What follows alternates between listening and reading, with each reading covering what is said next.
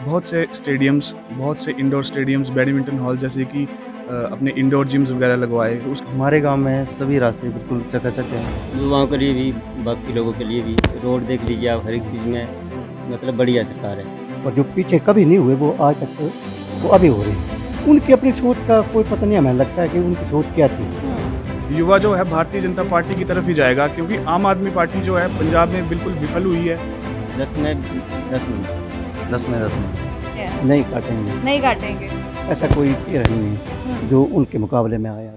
जसीमपुर विधानसभा में घूमते घूमते इस वक्त गांव गांदेड़ में पहुंचे हैं तो कुछ युवा बैठे थे, सड़क से गुजर रहे थे तो एक छांव के नीचे बैठे हुए थे, तो बातचीत करने का दिल किया कि आखिरकार चलिए विकास की बात करते हैं युवा के साथ।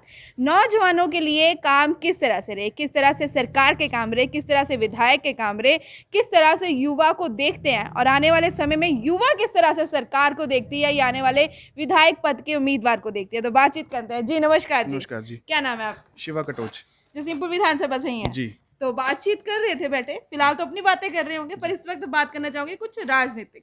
तो क्या लगता है किस तरह से युवा के लिए काम रहे सरकार की तरफ से? देखिए 2017 में जब जयराम ठाकुर जी की सरकार बनी और यहाँ के विधायक रविंद्र दवी धीमान जी बने, तो उन्होंने युवाओं के लिए मैक्सिमम अपने विधानसभा क्षेत्र में बहुत से स्टेडियम्स, बहुत से इंडोर स्टेडियम्स, बैडमिंटन हॉल जैसे कि अपने इंडोर जिम्स वगैरह लगवाए। तो उसके लिए काफ़ी निवेश किया है, सरकार द्वारा निवेश हुआ है यहाँ पे।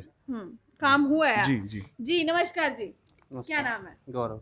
गौरव जी, क्या लगता है सरकार पर भरोसा युवाओं का करना आसान है या मुश्किल है? नहीं, भरोसा करना था आसान। किस कारण, क्या लगता है क्या काम हुए फिर?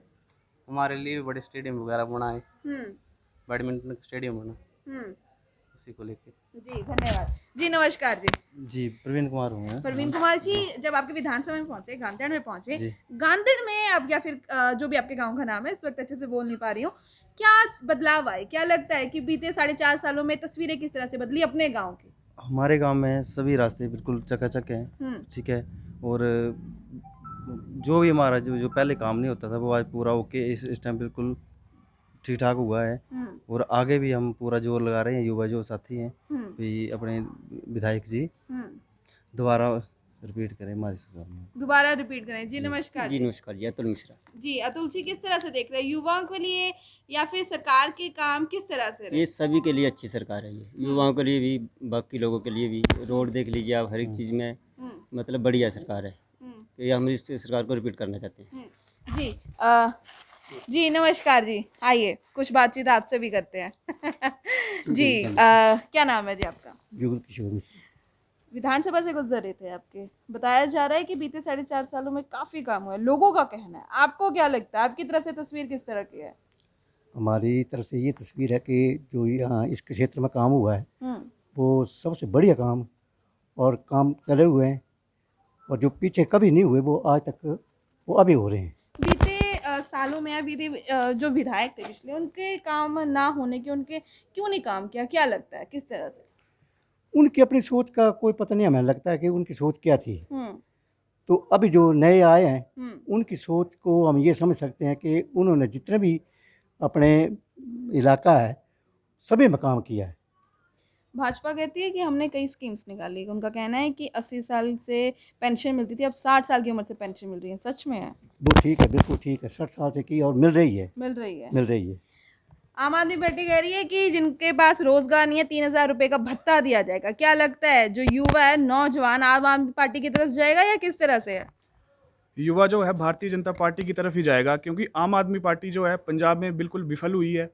कुछ नहीं किया उन्होंने, जो वादे किए थे पंजाब में वो सारे विफल हो चुके परंतु हैं। वो कह रहे हैं बिजली की यूनिट हमने मुफ्त कर दी, रोजगार भी काफी गिनती में दे दिया है, तो किस तरह से कह सकते हैं आप? ऐसा है, जो फ्री बिजली की बात हो रही है, मैं मानता हूं कि फ्री बिजली कहीं नहीं होनी चाहिए, क्योंकि ये सरकार के ऊपर परंतु भाजपा खुद 125 यूनिट हिमाचल में मुफ्त बिजली दे रही है, यूनिट दे रही है। लेकिन हिमाचल प्रदेश में बिजली का उत्पादन भी इतना ज़्यादा है कि भाजपा यहाँ दे सकती है। परंतु बात तो मुफ्त की हो रही है ना, मुफ्त तो देना नहीं चाहिए। आप कह रहे हैं फ्री की रेवड़ियां, भाजपा कहती है नहीं देना चाहिए, लेकिन हमने इतना ज़्यादा मुफ्त नहीं दिया एज कंपैरिजन टू पंजाब। हमने 125 यूनिट बिजली दी है, उसमें भी जो 125 यूनिट हमारी से ज़्यादा आती है यहाँ पे हिमाचल में। 125 यूनिट जिनकी आती है, जिनके छोटे मकान है, जो यहाँ रहते नहीं है, जैसे शहरों में रहते हैं, उनके लिए है, उनका ज़ीरो बिल आ रहा है। जी भाई। उनका ज़ीरो बिल आ रहा है। क्या लगता है कांग्रेस भी है, आम आदमी पार्टी भी है, कंपटीशन में है, अपने अपने एजेंडा लेकर आ रहे हैं, अपने अपने वादे सामने रख रहे हैं, क्या लगता है इस वक्त सरकार बदलेगी? क्या लगता है? ऐसा नहीं, सरकार नहीं बदलेगी, हम्म क्योंकि जो काम नरेंद्र मोदी ने किए हैं हम्म वो आज दिन तक जितनी भी सरकारें आई 70 साल से या जितने भी 60 साल से देख रहे हैं हम भी कि इतना काम किसी ने नहीं किया। पर उधर तो राहुल गांधी जी कह रहे हैं कि मोदी सरकार तो महंगाई का कारण बन चुकी है। नहीं तो राहुल गांधी की उसकी अपनी सोच है, वो उनके क्या लगता है महंगाई नहीं है? महंगाई कोई नहीं है। क्यों? पैसे का फ्लो भी उतना बढ़ रहा है। परंतु कह रहे हैं कि ना कोई पेंशन बढ़ रही है, ना कहीं हमारी सैलरीज बढ़ रही है, परंतु महंगाई नहीं, बढ़ती जा रही नहीं है। ऐसा कोई नहीं है। महंगाई भत्ता भी देते हैं कर्मचारी, उनको महंगाई भत्ता देते हैं। बाकी जो पेंशनर हैं उनको भी पेंशनर ठीक है, कोई ऐसी बात नहीं है, रिवाइज हुई हैं, तो ऐसी कोई बात नहीं है कि महंगाई है। जैसे पैसे का फ्लो ज़्यादा होता है उसके हिसाब से महंगाई जो है वो कुछ नहीं है। महंगाई कुछ नहीं है, कह रहे हैं महंगाई कुछ नहीं है। क्या लगता है महंगाई का कारण भाजपा या किस तरह से? नहीं, जैसे भाजपा नहीं है, मतलब जब भी जो भी सरकार आती है ना तो महंगाई का तो मुद्दा हर सरकार के पास उठता है। कांग्रेस आती थी तब भी महंगाई का रोल था। अब बीजेपी आ कांग्रेस रही कहती है हम 20 रुपए देते थे, 140 रुपए है, ऐसा कोई तो उस टाइम आपकी पैसे की वैल्यू क्या थी? पर पैसों की वैल्यू की बात कर रहे हैं तो पैसा तो हमारा गिरता जा रहा है डॉलर के मुकाबले।